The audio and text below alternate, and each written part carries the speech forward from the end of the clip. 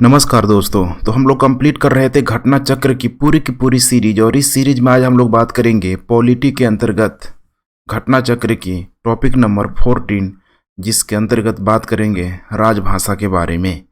सबसे पहले बात करेंगे थ्योरी पोर्शन की, और उसके तत्पश्चात लगभग 20 MCQ को भी हम लोग सॉल्व करेंगे, जो विगत किसी न किसी स्टेट PCS और UPSC में यहाँ पे पूछा ही गया है।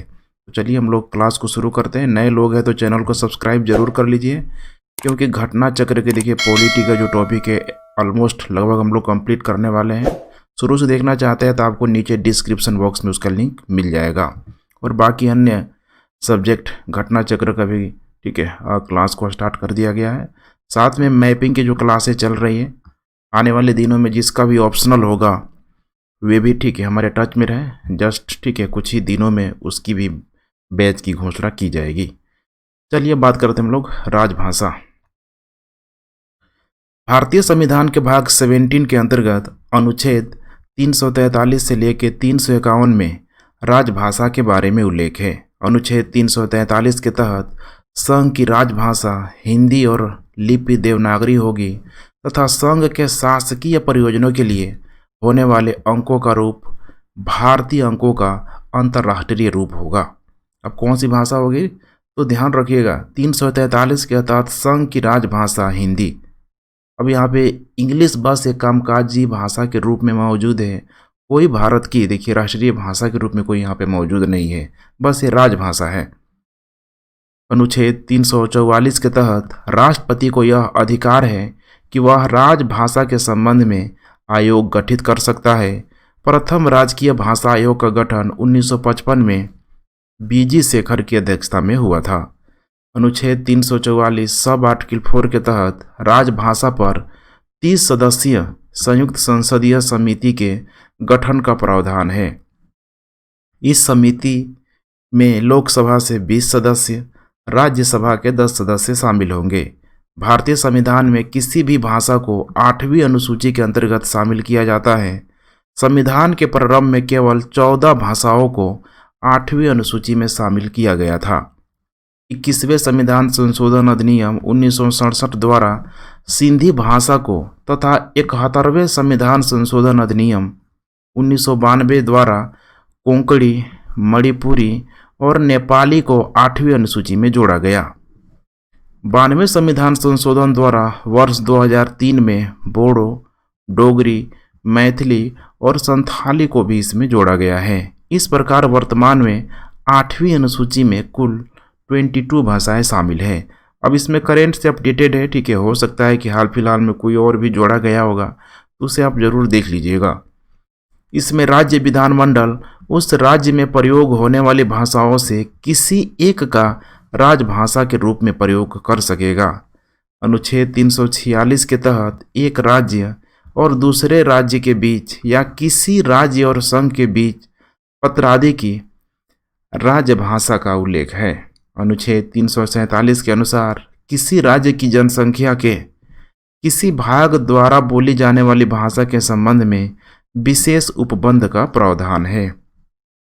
14 सितंबर 1949 को हिंदी संवैधानिक रूप में राजभाषा घोषित की गई है। 14 सितंबर को हिंदी दिवस के रूप में मनाया जाता है। अनुच्छेद 348 सब आर्टिकल 1 के क के तहत प्रावधान किया गया है कि उच्चतम न्यायालय और उच्च न्यायालयों के सभी कार्यवाहियाँ यहाँ पे अंग्रेजी भाषा में होगी। अनुच्छेद 350 है यहाँ पे सब आर्टिकल क के तहत प्राथमिक स्तर पर मातृभाषा में शिक्षा की सुविधा का प्रावधान उल्लिखित है।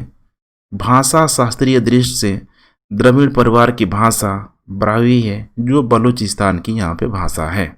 अब आइए बात करते हैं हम लोग प्रश्न कोश की। इस संविधान के किस अनुच्छेद में यह व्यवस्था की गई है कि प्रत्येक राज्य शिक्षा के माध्यमिक स्तर पर मातृभाषा में शिक्षा की पर्याप्त सुविधाओं की व्यवस्था करने का प्रयास करेगा?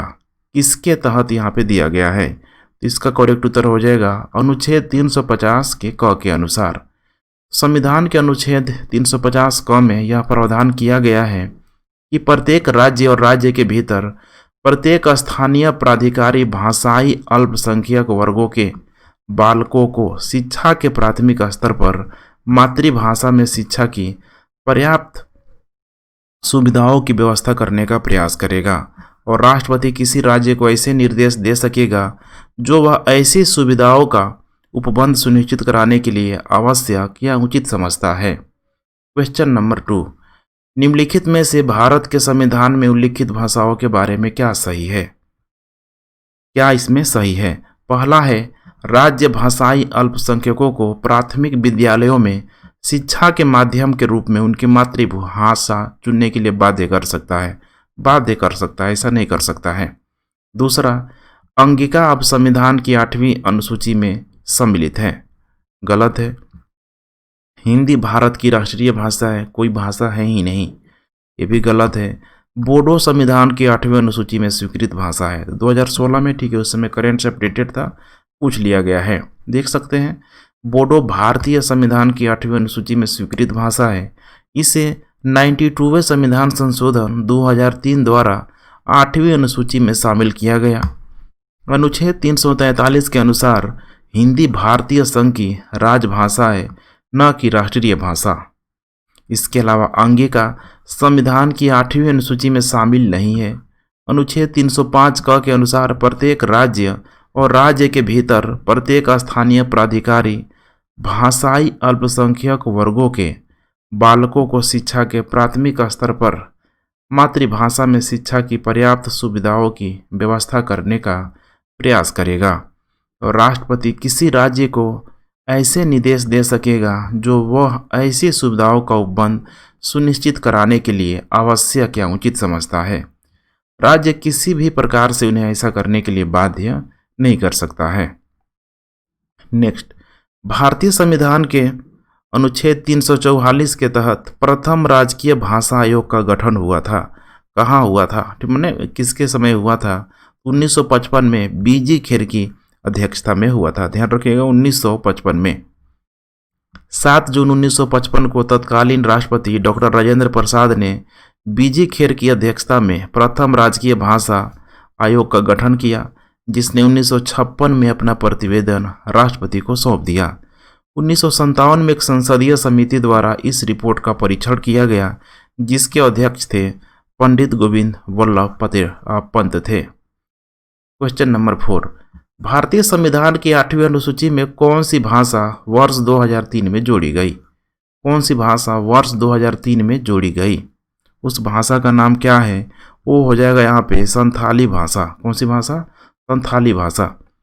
भारतीय संविधान में किसी भी भाषा को 8वीं अनुसूची के अंतर्गत शामिल किया जाता है। संविधान के प्रारंभ में केवल 14 भाषाओं को राजकीय भाषा का दर्जा प्राप्त था। 92वें संविधान संशोधन द्वारा वर्ष 2003 में बोडो, डोगरी, मैथिली और संथाली को राजकीय भाषा के रूप में मान्यता दी गई। इससे पहले 1992 में 71वें संविधान संशोधन द्वारा नेपाली, कोंकणी तथा मणिपुर को तथा 1967 में 21वें संविधान संशोधन द्वारा सिंधी को राजकीय भाषा का दर्जा दिया गया था। इस प्रकार अभी तक 22 भाषाओं को संविधान में अनुच्छेद 344 के तहत मान्यता प्राप्त है। यथा असमिया, बंगला, गुजराती, हिंदी, कन्नड़, कश्मीरी, कोंकणी, मणिपुर, मलयालम, मराठी, नेपाली, उड़िया, पंजाबी, संस्कृत, सिंधी, तमिल, तेलुगु, उर्दू, बोडो, डोगरी, संथाली एवं मैथिली है। क्वेश्चन नंबर 5, निम्नलिखित संविधान संशोधन अधिनियमों में से किस एक के अंतर्गत भारत के संविधान की 8वीं अनुसूची में 4 भाषाएं जोड़ी गई है, जिससे उनकी संख्या बढ़कर 22 हो गई है? किस एक के अंतर्गत ये सब यहाँ पे हुआ है?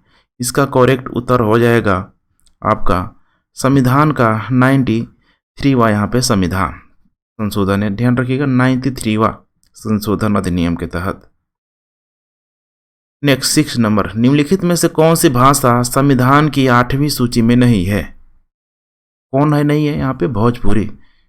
संविधान की 8वीं अनुसूची में संवैधानिक संशोधन द्वारा निम्न में से कौन सी भाषा जोड़ी गई है? अब ध्यान रखिएगा 8वीं अनुसूची में, ठीक है, इसको ईपीसीएस द्वारा देखिए 1919 में इसको स्टार मार्क किया गया है। इसे आप लोग ध्यान रखिएगा, कोई नहीं जोड़ा गया है इसका मतलब, ठीक है। नेक्स्ट, कौन सी भाषा हमारे संविधान की 8वीं अनुसूची में सम्मिलित नहीं है? अब इसमें पूछ रहा है सम्मिलित नहीं है, राजस्थानी, ध्यान रखिएगा राजस्थानी। ठीक है। 71वें संशोधन से संविधान की 8वीं अनुसूची में कौन सी 3 भाषाएं जोड़ी गई है? कौन सी 3 भाषाएं जोड़ी गई है? वो हो जाएगा नेपाली, कोंकणी और मणिपुरी। भारतीय संविधान की 8वीं सूची में मान्य सरकारी भाषाओं की संख्या है। कितनी संख्या है सरकारी भाषाओं की? इसको भी स्टार मार्क कर दिया गया है। देखिए, ये 2003 से पूर्व संविधान की 8वीं सूची में अनुसूचित भाषाओं की संख्या 18 थी। अब जो 92 संशोधन के साथ साथ 22 हो गई है, अब इनकी संख्या और बढ़ गई होगी, तो इसका भी स्टार कर लीजिए। नेक्स्ट, भारतीय संविधान की 8वीं अनुसूची में मान्य राजकीय भाषाओं की संख्या होगी कितनी? 8वीं अनुसूची में मान्य राजकीय भाषाओं की संख्या, ठीक है, उस समय था 22 है। इसको करंट से अपडेट करते रहिएगा। भारतीय संविधान के किस अनुच्छेद में राज्य की राजभाषा या भाषाएं अपनाने की प्रक्रिया है? किसके तहत ये प्रक्रिया है? इसका करेक्ट उत्तर हो जाएगा 345, अनुच्छेद 345 के तहत। क्वेश्चन नंबर 13, निम्नलिखित में से किस राज्य ने संस्कृत भाषा को राज्य की द्वितीय राजभाषा का दर्जा प्रदान किया है?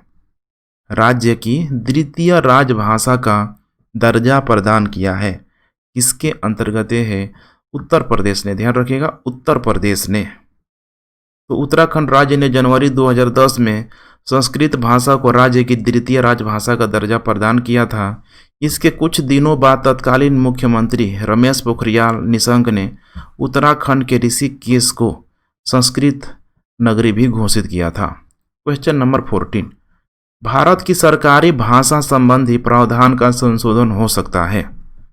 कब यहाँ पे संशोधन हो सकता है? तो कम से कम 2/3 बहुमत के साथ साथ, विशेष बहुमत जिसे बोला गया। भारत की सरकारी भाषा संबंधी प्रावधान देख पा रहे हैं, अनुच्छेद 343 का संशोधन संविधान के अनुच्छेद 368 के तहत दोनों सदनों के अलग अलग विशेष बहुमत, उपस्थित एवं मत देने वाले सदस्यों को 2/3 एवं कुल सदस्य संख्या के सामान्य बहुमत से किया जाता है। क्वेश्चन नंबर 15, संविधान की 8वीं सूची में सम्मिलित भाषाओं में निम्नांकित में से कौन सी भाषा बोलने वाले सर्वाधिक हैं? कौन सी भाषा बोलने वाले सर्वाधिक है? वो हो जाएगा यहाँ पे बंगाली भाषा। वर्ष 2001 के अनुसार सर्वाधिक लोगों द्वारा भारत में बंगाली भाषा बोली जाती है, जबकि दूसरे क्रम पर लोगों द्वारा तेलुगु भाषा बोली जाती है। क्वेश्चन नंबर 16, निम्नलिखित भारतीय भाषाओं को मातृभाषा के रूप में प्रयोग करने वालों का कौन सा सही अवरोही क्रम है? कौन सा सही अवरोही क्रम है? इसका करेक्ट उत्तर यहाँ पे हो जाएगा बंगाली, उसके बाद तमिल, बंगाली के बाद यहाँ पे, ठीक है, तेलुगु था, अभी हम लोगों ने देखा था तेलुगु, उसके बाद से हो जाएगा मराठी, तब हो जाएगा तमिल। करेक्ट उत्तर हो जाएगा यहाँ पे 16 नंबर का सी। देख पा रहे हैं यहाँ पे बंगाली, तेलुगु, मराठी, लास्ट में है यहाँ पे तमिल। हिंदी भाषी भारतीयों का प्रतिशत लगभग कितना है? इनका प्रतिशत कितना है? तो लगभग देखिए यहाँ पे प्रतिशत की अगर यहाँ पे बात करें तो हो जाएगा लगभग 40 के आसपास। 2001 की जनगणना के अनुसार 41.03 है अभी 2000, ठीक है, जो 11 की जनगणना है 2021 में फिर से आ जाएगा, तो अपडेट करते रहिएगा इसे। कम से कम देखिए, इसको देखने से एक आइडिया लग जाता है कि प्रश्न किस तरीके से बन के आता है। 18 नंबर, निम्नलिखित में से कौन सी भाषा बलूचिस्तान की है किंतु भाषा शास्त्रीय दृष्टि से द्रविड़ परिवार की है? कौन सी भाषा है वो? तो उसका नाम है यहाँ पे ब्राह्मी। ध्यान रखिए, ब्राह्मी। भाषा शास्त्रीय दृष्टि से द्रविड़ परिवार की भाषा ब्राह्मी है, जो बलूचिस्तान की भाषा है। 19 नंबर, निम्नलिखित भाषाओं पर यहाँ पे विचार कीजिए। निम्नलिखित भाषाओं पर विचार कीजिए। गुजराती, कन्नड़, तेलुगु का उपयुक्त में से किसको सरकार ने श्रेय क्लासिकीय भाषा घोषित किया गया है? तो गुजराती नहीं है, कन्नड़ और तेलुगु को किया है। तो यही था friends, thanks for watching and जय हिंद।